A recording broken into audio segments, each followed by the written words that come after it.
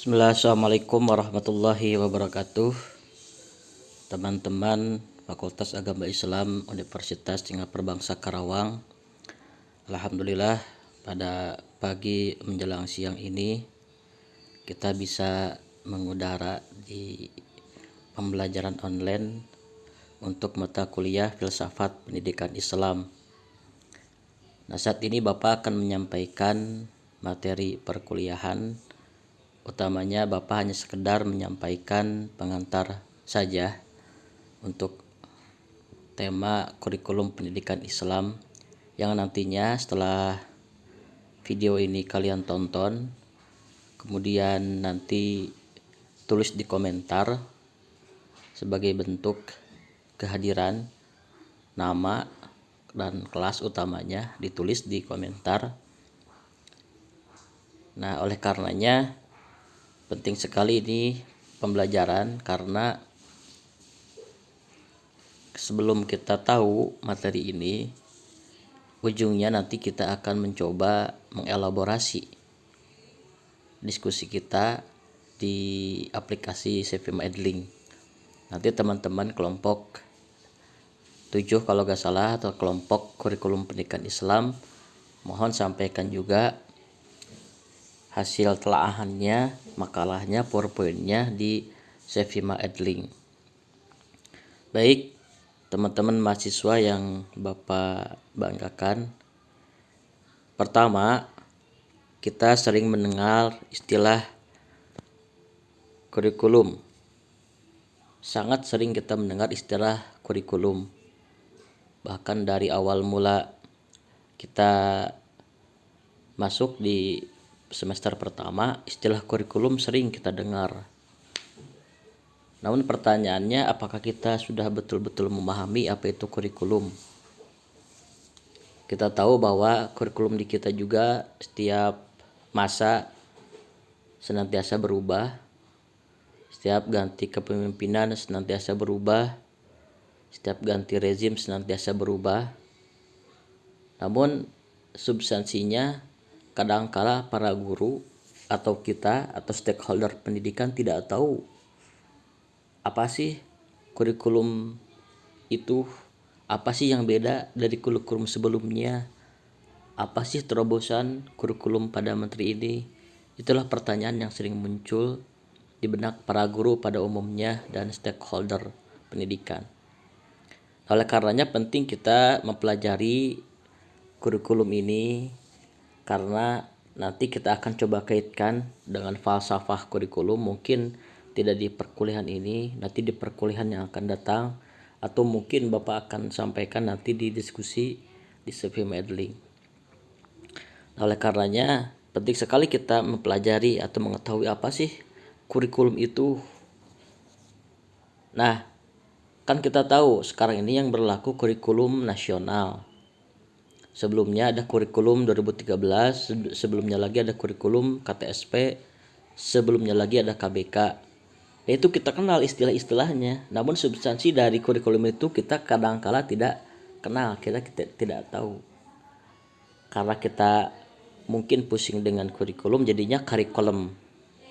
Itulah anekdot yang sering muncul di pembelajaran atau di hasanah kependidikan kita. Baik, Bapak akan coba sampaikan, utarakan pengertian atau definisi dari kurikulum. Yang pertama, cara bahasa. Nah, kurikulum ini berasal dari bahasa Yunani, kurir yang artinya pelari, dan kurer atau kurare yang berarti tempat berpacu.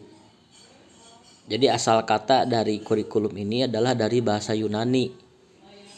Memang Yunani ini adalah sebuah negeri yang syarat akan ilmu pengetahuan. Namun kadangkala kenapa kemudian muncul pertanyaan, ilmu itu atau dasar dari ilmu itu kadangkala referensinya ke Yunani, tapi kok sekarang Yunani tidak termasuk negara yang maju gitu. Walaupun pada sisi lain Yunani sekarang maju di Eropa, tapi kenapa dalam hal pengetahuan Yunani tidak maju? Muncul ada sebuah teori atau pendapat yang dikemukakan para tokoh yang menyebutkan kenapa Yunani tidak muncul, karena ilmu yang didapat itu tidak diamalkan atau ilmu yang didapat itu tidak diaplikasikan.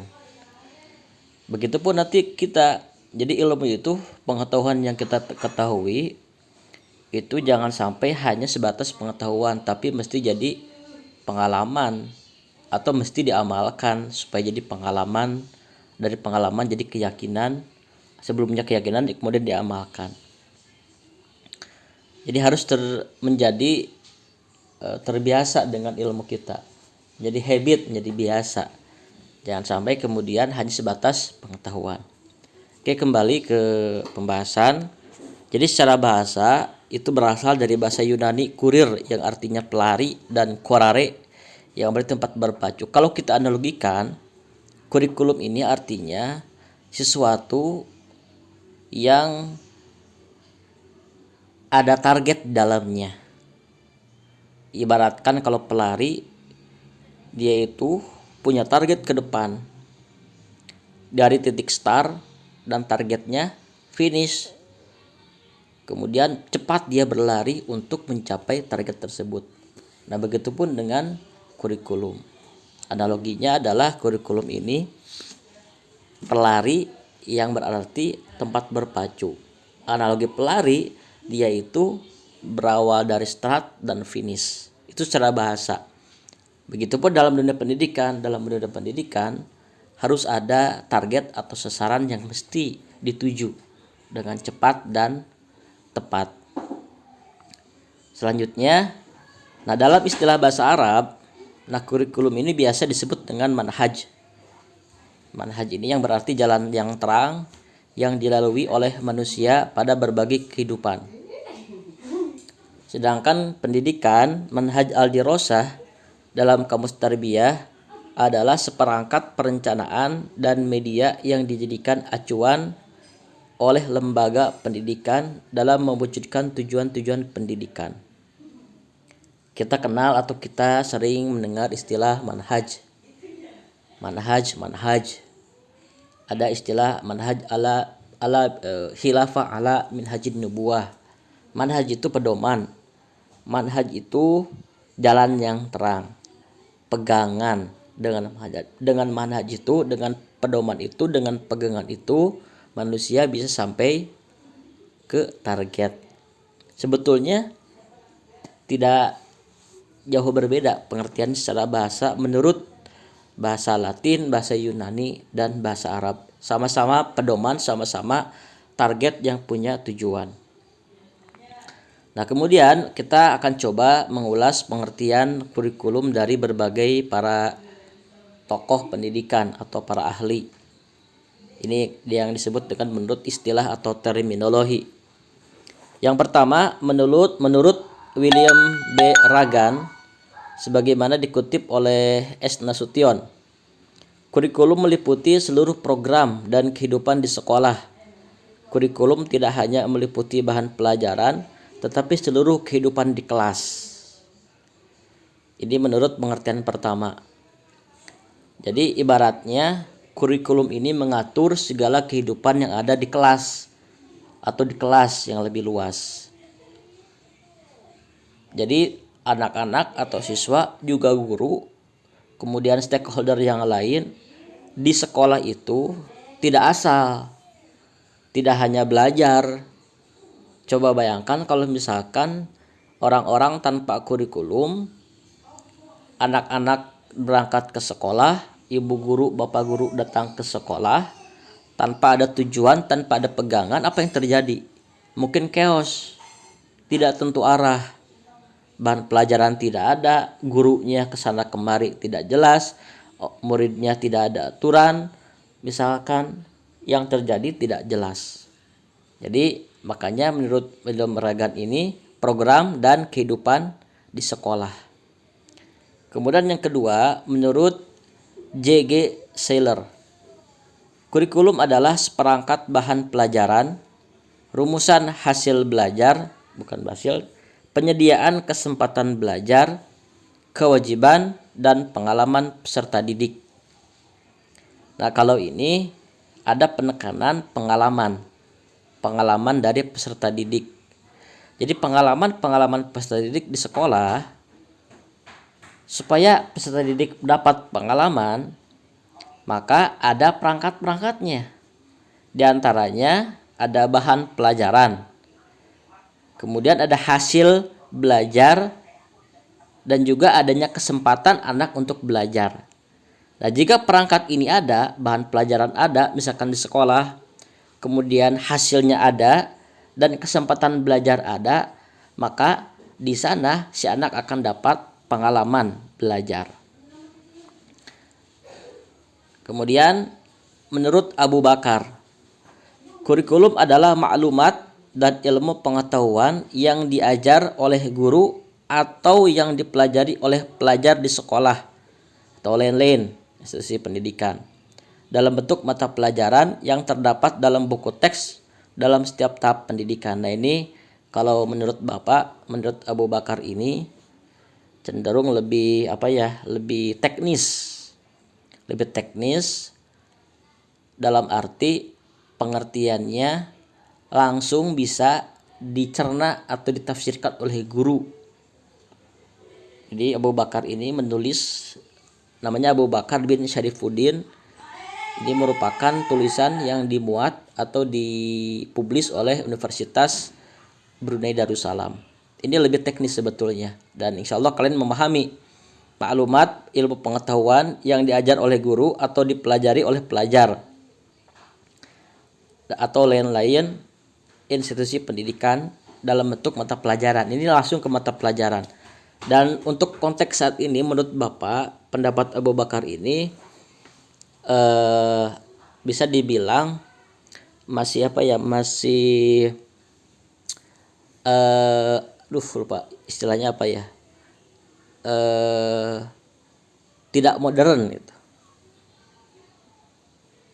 Tidak modern. Nah, nanti ada pendapat yang sebetulnya Bapak cenderung setuju nih.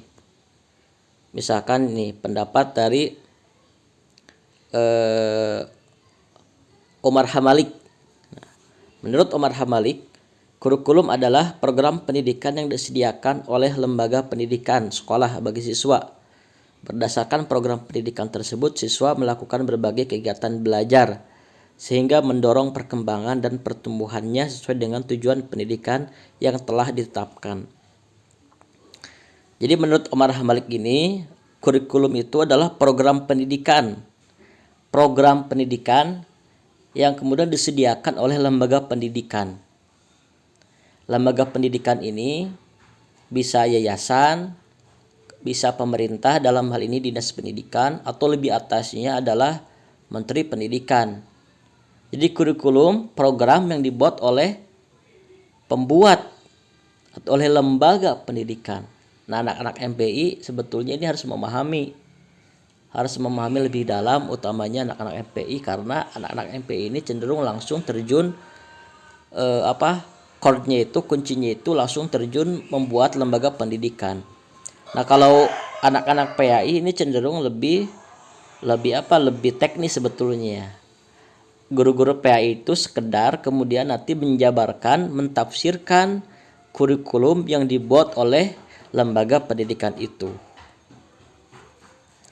Kemudian menurut Omar Syaibani, kurikulum dimaksudkan sebagai jalan terang yang dilalui oleh pendidik atau guru dengan orang-orang yang dididik atau dilatihnya untuk mengembangkan pengetahuan, keterampilan, dan sikap mereka. Nah, ini lebih filosofis kalau menurut Bapak Omar Syaibani.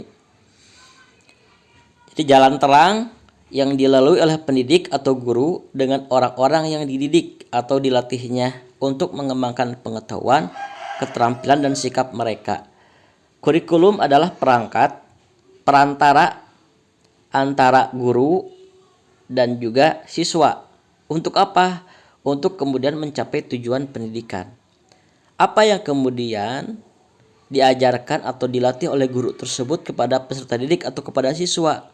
Aspeknya apa aja?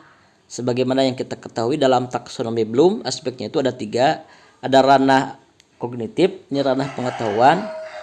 Kemudian ada ranah afektif, ini sikap, dan ranah psikomotor. Jadi Dengan kurikulum ini yang dibuat oleh lembaga pendidikan, si guru dapat dengan mudah mengembangkan potensi siswa untuk kemudian mencapai tujuan pendidikan. Kemudian dua lagi. Yang pertama, menurut Nana Syaudi, kurikulum mengarahkan segala bentuk aktivitas pendidikan demi tercapainya tujuan-tujuan pendidikan. Kurikulum juga merupakan suatu rencana pendidikan, memberikan pedoman dan pegangan tentang jenis, lingkup, dan urutan isi serta proses pendidikan. Ini menurut Nana Syaudi.